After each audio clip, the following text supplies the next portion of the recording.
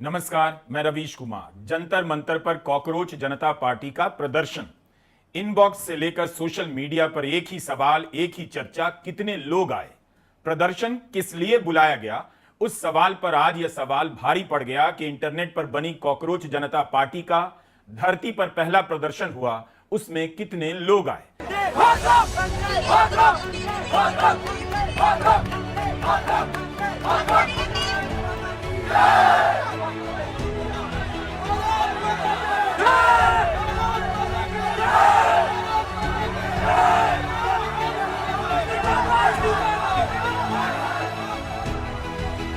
40 degree तापमान, उमस भरी गर्मी, कोई कंकाल की तस्वीर लिए आया कि परीक्षा व्यवस्था की ऐसी हालत कर दी गई। किसी पोस्टर में धर्मेंद्र प्रधान के इस्तीफे की मांग, तो किसी पर लिखा था कितनी बार आएगी पेपर लीक वाली सरकार। इस पोस्टर में जवाबदेह सरकार की मांग की गई।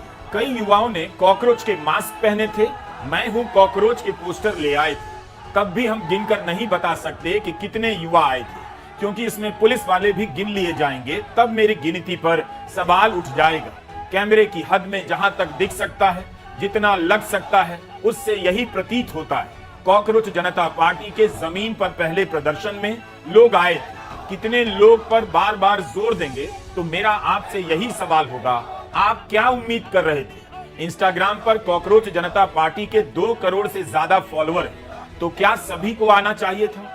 अगर 2 करोड़ लोग सड़क पर आ जाते तो पुलिस क्या संभाल पाती। 2 करोड़ का 10% 20 लाख होता है, वह भी छोटी संख्या नहीं। तो किलो में, प्रतिशत में और गिनती में बताना मुश्किल है कितने लोग आए थे। जो दिख रहा है उससे आप भी अंदाजा लगाइए, कॉकरोच जनता पार्टी के पहले प्रदर्शन में आने वाले युवाओं की संख्या कितनी है। क्या इतनी नजर आ रही है कि आप इसे खारिज कर दें। यह फैसला आपको करना है, फ्लॉप है या हिट है। लेकिन मेरे लिए यह सवाल बहुत महत्वपूर्ण है कि कितने लोग आए। यह जानते हुए कि भारत की राजनीति में कई राजनीतिक दलों और नेताओं ने अपनी यात्रा 10-5 लोगों से ही शुरू की। कोई कह सकता है कि कॉकरोच जनता पार्टी के प्रदर्शन में पुलिस ज्यादा थी, लोग कम थे। हो सकता है बाद के दिनों में यह कारवां बड़ा हो जाए या आगे चलकर यह पार्टी बिखर भी जाए, मुमकिन है। लेकिन इस सवाल को इसी आधार पर आज आप नहीं छोड़ सकते कि कितने लोग आए। इस दिल्ली में 2014 के बाद से आंदोलन करना गंभीर अपराध जैसा बना दिया गया। किसानों को आतंकवादी कहा गया और 2 साल तक दिल्ली की सीमाओं पर सर्दी, गर्मी, बरसात में आंदोलन करते रहे, मगर दिल्ली में घुसने नहीं दिया गया। दिल्ली की सीमाओं पर कीले गाड़ दी गई, कटीली तारे लगा दी गई कि किसान दिल्ली में ना आ जाएं। देश का किसान डरा नहीं मगर टिका रहा। दिल्ली में ना आ पाया, मगर दिल्ली की गद्दी पर बैठे प्रधानमंत्री से माफी मंगवाई और कृषि कानूनों को वापस करवाया। लेकिन दमन इसके बाद भी नहीं रुका। किसान आंदोलन से पहले इसी दिल्ली में नागरिकता कानून को लेकर आंदोलन हुआ। संविधान की प्रस्तावना का पाठ हो रहा था, तब भी हिंसा भड़का दी गई और दंगा भड़काने के नाम पर कई सारे युवाओं को जेल में डाल दिया गया। कोई 4 साल तो कोई 5 साल जेल में रहने के बाद जमानत पर बाहर आया, तो कोई 6 साल से अधिक समय से जेल में है, जमानत नहीं मिली। उमर खालिद, शर्जिल इमाम, नताशा नरवाल, दिवांगना कलिता, सफूरा जरगर, गुलफिशा फातिमा, मीरान हैदर, खालिद सैफी, आसिफ इकबाल तन्हा, शिफाउर रहमान की जवानी जेल में कैद कर दी गई। उन पर जो कहर बरपाया गया, शायद उसी की सिहरन सवाल पूछने वालों की हड्डी में धंस गई। उन्हें यकीन नहीं हो रहा कि जंतर मंतर पर इतने लोग आ सकते हैं। यह बहुत जरूरी हिस्सा है। इसी से पता चलेगा कि यह सवाल कहां से आ रहा है कि कॉकरोच जनता पार्टी के पहले भू प्रदर्शन में कितने लोग आए और कैसे लोग आ गए। 2014 के बाद से दिल्ली और देश भर में आंदोलनों का भयंकर दमन हुआ है। गोदी मीडिया ने उसके पीछे सोरोस और सोरोस के नाती तक को खड़ा कर दिया। पाकिस्तानी बताया। नोएडा में मजदूरों के प्रदर्शन की क्या हालत कर दी गई। परीक्षा को लेकर इसी देश के अलग अलग राज्यों में नौजवानों ने कितनी लाठियां खाई। अदालतों के चक्कर में पड़कर नौजवान हताश हो गए। एनएसयूआई ने कितने प्रदर्शन किए। इंडियन यूथ कांग्रेस ने एआई समिट ने शर्ट खोलकर आंदोलन किया तो 9 लोग गिरफ्तार कर लिए गए। आंदोलनों के दमन और उनकी असफलताओं के कारण लोग इस बार बिल्कुल सही सवाल पूछ रहे हैं, क्या कॉकरोच जनता पार्टी के प्रदर्शन में लोग आएंगे या आने से डर जाएंगे। अभिजीत दीप्ते ने जेल का डर झटका तो है, बाकायदा ट्वीट किया कि अमेरिका से भारत आ रहा है। मोदी सरकार का रिकॉर्ड इतना अच्छा है कि कोई आंदोलन के लिए उतरता है उसके बारे में इसी तरह के सवालों की कल्पना लोगों के मन में भर जाती है। सड़क पर उतरने की हिम्मत कर पाएगा या नहीं, मगर अभिजीत दीपके डरा नहीं। अगर कॉकरोच जनता पार्टी के प्रदर्शन में एक भी युवा नहीं आता, तब भी यह बात नोट करने वाली है कि एक नौजवान सबको जंतर मंतर पर आने की अपील करता है, जेल जाने से डरता नहीं और अमेरिका से दिल्ली आ जाता है। इसी के साथ यह सवाल भी वाजिब है, अगर अभिजीत दीपके का नाम मोहम्मद असलम होता, तब क्या वह ऐसी अपील कर पाता? अकेला अमेरिका से दिल्ली आ जाता और जंतर मंतर पर चला जाता?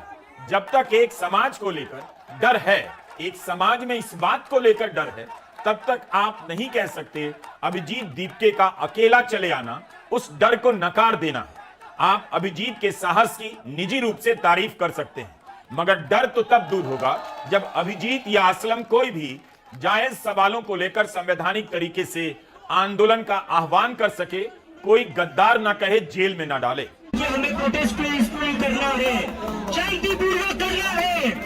बहुत सारे लोग हैं, बहुत सारी ताकतें हैं जो चाहते हैं ये प्रोटेस्ट फेल हो जाए। ये हम सबकी जिम्मेदारी है कि ये प्रोटेस्ट फेल नहीं होने देना है। इसके बाद भी अभिजीत दीपके ने डर को नकारा है। अभिजीत ही नहीं, अगर किसी वेदांत, सिद्धांत, निसर्ग को किसी से डर नहीं लगता, बहुत बड़ी बात है। भारत के इतिहास में, एंटायर पॉलिटिकल हिस्ट्री में पहली बार हुआ जब देश के बच्चे प्रधानमंत्री को चैलेंज कर रहे हैं, आपका सिस्टम गलत है। स्कूल के बच्चों से किसी प्रधानमंत्री को मात खाते आपने कम से कम भारत में नहीं देखा होगा। बच्चे आगे आकर बोल रहे हैं और प्रधानमंत्री नरेंद्र मोदी चुप रह जा रहे हैं। अभी तो सेकेंडरी स्कूल के बच्चे बोल रहे हैं। अगर धर्मेंद्र प्रधान का इस्तीफा नहीं हुआ, स्कूलों की हालत ठीक नहीं की गई, तो प्राइमरी स्कूल के बच्चे भी प्रधानमंत्री नरेंद्र मोदी से हिसाब मांगेंगे। सीबीएसई के मसले पर सीबीएसई के स्कूलों के एक प्रिंसिपल की आवाज सुनाई नहीं दी। एक ने भी नहीं कहा कि उनके छात्रों के साथ गलत हुआ। क्या यह शर्मनाक नहीं? बड़े बड़े स्कूलों के प्रिंसिपल डर के मारे चुप रह गए। उनके बच्चों का हक मारा जा रहा था, चू तक नहीं बोल पाए। देश भर में शिक्षकों के इतने संगठन, उन्होंने क्यों नहीं कहा कि यह कैसा देश है जहां पेपर चोरी, पैरवी, सिफारिश से नौकरियां दी जा रही हैं, डॉक्टर, इंजीनियर बनाए जा रहे हैं? क्या यह कम खतरनाक नहीं?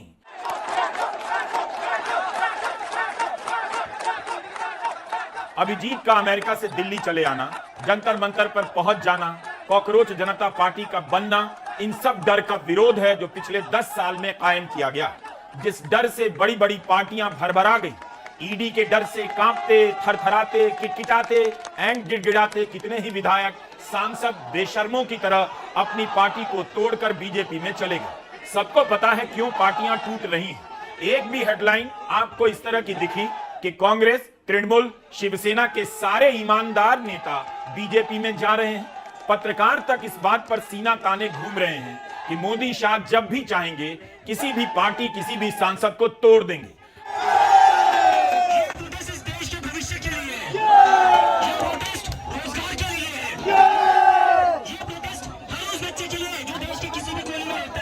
अभिजीत से जब डर को लेकर सवाल किया गया तो उसके बैकग्राउंड में मोदी शाह की राजनीति का डर ही है। इस देश में युवाओं की मेहनत की लूट हो रही है, पेपर चोरी हो रही है, उसका विरोध करने और शिक्षा मंत्री का इस्तीफा मांगने से पहले आपको डर लगता है या नहीं? क्या यह कोई सवाल है? इससे दुखद क्या हो सकता है? अभिजीत ने कहा उसे पता है गिरफ्तार हो सकता है, लेकिन मैं अपने संवैधानिक अधिकारों को नहीं छोड़ सकता। यूएसए के लिए, अमेरिका के लिए निकल रहा था, उस दिन मेरी मां रो रही थी थोड़ा कि मेरा बेटा जा रहा है, मेरे साथ कौन रहेगा। मैं समझ सकता था वो बात, लेकिन जितना मेरी मां उस दिन नहीं रोई, जितना मैं यूएसए को जा रहा था, उतना वो तब रो रही थी जब मैं अपने घर वापस आ रहा था।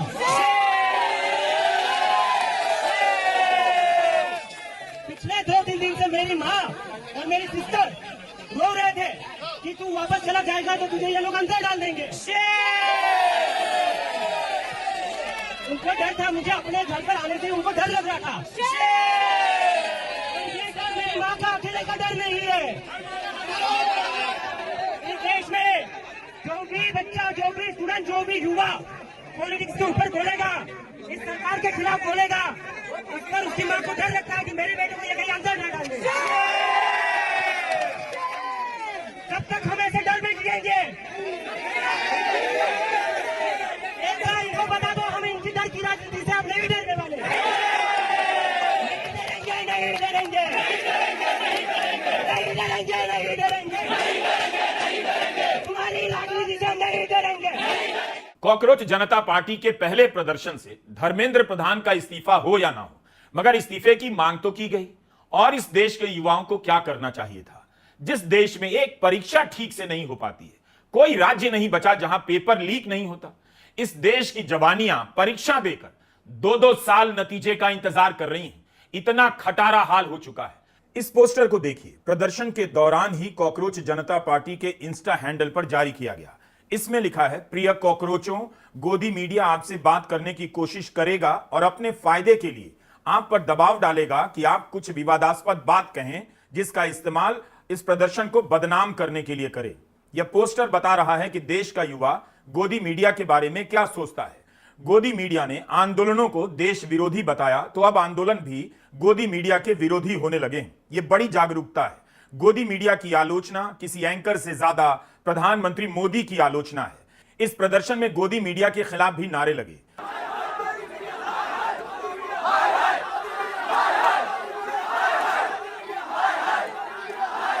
दुनिया भर की मीडिया और यूट्यूबर ने इस आंदोलन को लाइव कवर किया।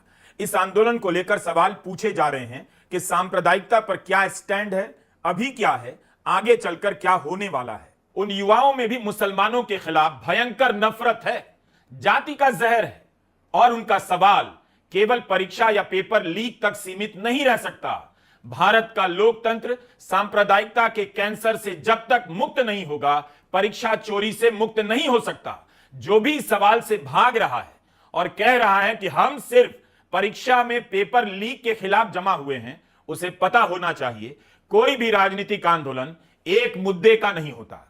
अगर आप कॉकरोच जनता पार्टी से यह सवाल करते हैं कि सांप्रदायिकता पर उसका क्या स्टैंड है, उसका और उसके समर्थकों का, तो आप बिल्कुल सही काम कर रहे हैं और इस सवाल का यही वक्त है। यह मसला गली गली में युवाओं को दंगाई बना रहा है, हत्यारा बना रहा है, जेल भेज रहा है।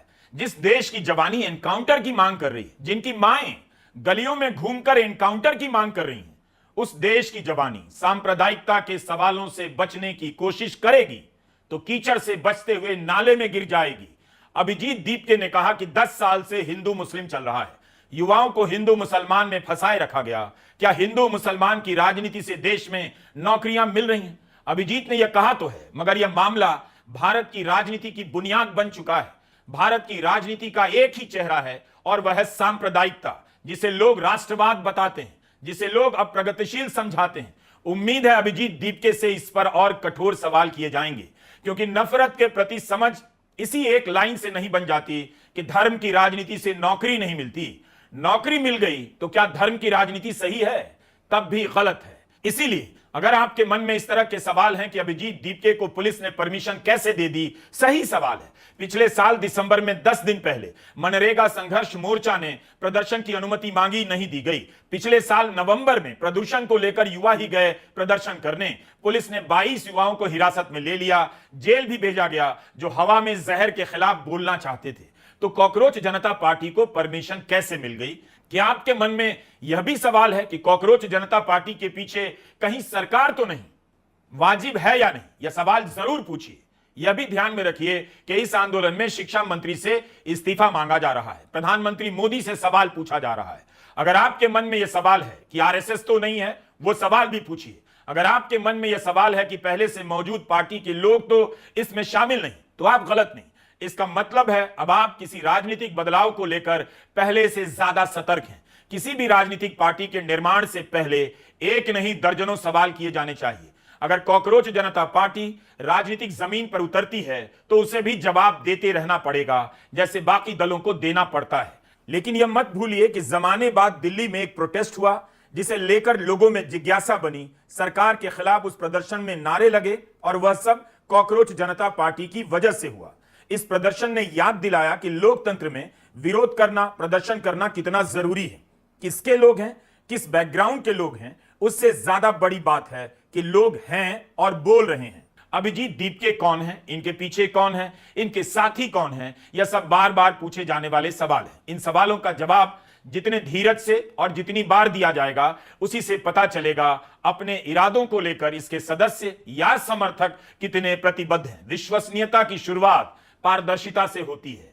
अच्छी बात है कॉकरोच जनता पार्टी को लेकर लोग इस तरह के सवाल पूछ रहे हैं। अभी मुद्दा परीक्षा है। जब मुद्दा शिक्षा में बदलेगा तब इस पार्टी का वैचारिक इम्तिहान शुरू होगा। शिक्षा केवल परीक्षा नहीं है, पेपर लीक ही एकमात्र बीमारी नहीं। शिक्षा का मामला कॉलेज की सुंदर सुंदर इमारतें बनाने का भी नहीं और क्लासरूम में बोर्ड की जगह एलईडी स्क्रीन लगाना नहीं।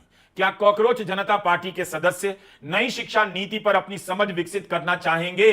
क्या इस देश की जवानी ने पिछले 10 साल में, पिछले 5 साल में कॉलेजों में पढ़ाई का हाल नहीं देखा? उसे नहीं लगा कि क्या सही हो रहा है, क्या गलत? कहां थी उनकी आवाजें और क्यों नहीं सुनाई दी? सीबीएसई से जुड़ी नई खबर यह है कि कोएम्प को ठेका देने से पहले प्रथम टेंडर में जिस काम का बजट 28 करोड़ था, तृतीय टेंडर के समय 38 करोड़ कर दिया गया और वही